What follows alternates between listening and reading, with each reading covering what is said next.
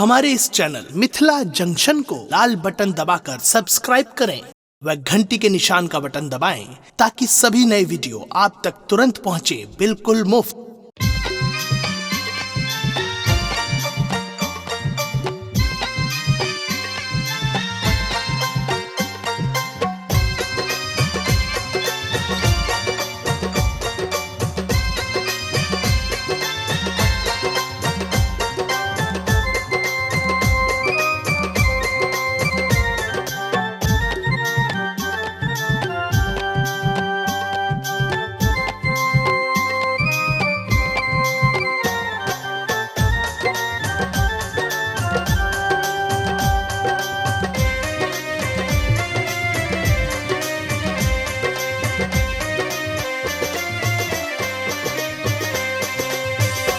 कथी के चौखंडी मैया कथी के चौपारी माहे कथी के चौपार राम कथी ओहिठाम बिसहरि खेले जुआ सार राम कथी ओहिठाम बिसहरि खेले जुआ सारी।